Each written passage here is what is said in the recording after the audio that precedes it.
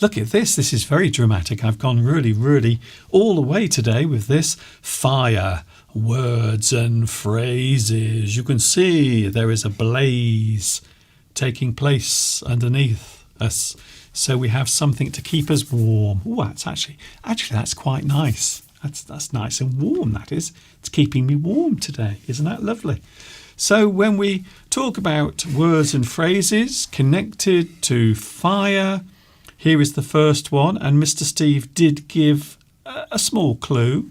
If you are on fire. So this can be used figuratively to mean a person is doing something with a lot of energy, or maybe they are doing it with a lot of skill. Maybe they are doing it really well. Maybe something is busy, as Steve said.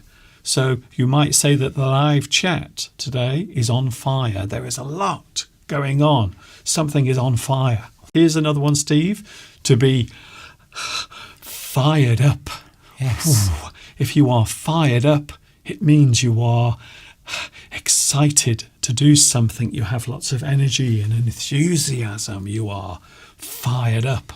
I'm ready to go. I can't wait to do today's live stream because I'm all fired up. Here we go, Steve. We all have one of these. An old flame. Oh. Of course, when we talk about flame, we talk about the orange flicker of the fire itself, flame. And an old flame is a person you used to be romantically connected with. Ooh. Yes. So maybe a person you used to date or you used to go out with, or maybe you had a relationship with them, a very close personal relationship. You were in love, but then you decided to go your separate ways, and that person is now your old flame. Burn out. So this is one for Mr. Steve. You can explain this one.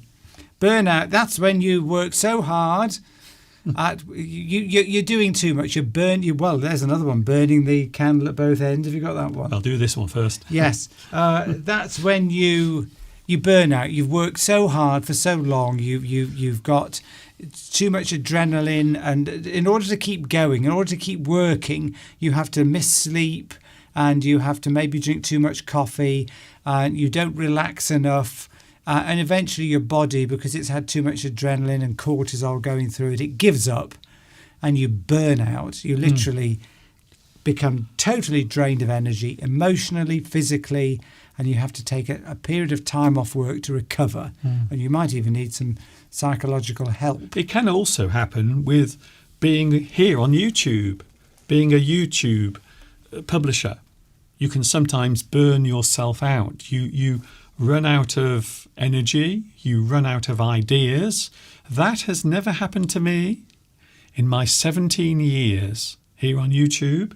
Here's another one, Steve. Something will go up in flames, to go up in flames. Now, this also can be used literally, but also figuratively. If something goes up in flames, it means it catches fire. It is destroyed or consumed by fire. However, maybe you have a plan for your future. Maybe you have something that you really want to do in your life, but then you realize that there is no chance of it ever happening. You can say that your dreams or your ambition, they go up in flames. Or in smoke. You can say that as well, can't you? My plans have just gone up in smoke. Yes. Or gone up in flames. It means they've been trashed, they've gone. You've got to start again. What about feel the heat? You feel the heat. So this also could be work related. Maybe you're in a situation or a position where perhaps there is a lot of pressure on you to do well or succeed. So you might say that you are feeling the heat. You are under some sort of tension or pressure, quite often at work. Yes, yes, you can. I think that's quite American phrase, would you say? I think I'm feeling the heat. I think- You're feeling pressure. Yes. Yes, I think it's used more as well here. Stress due to maybe you've got a lot of things to do. Oh, now this is it's not a good sentence, but it can be used in a negative way and a positive way, to set the world on fire. So this might sound quite violent and destructive, but if a person sets the world on fire, we can also say something. Oh, it's gone back on now. That's good. That was close. So to set the world on fire, it means to do something that makes a big impression. Maybe a person has a lot of energy. It's very similar to the one earlier, to be fired up.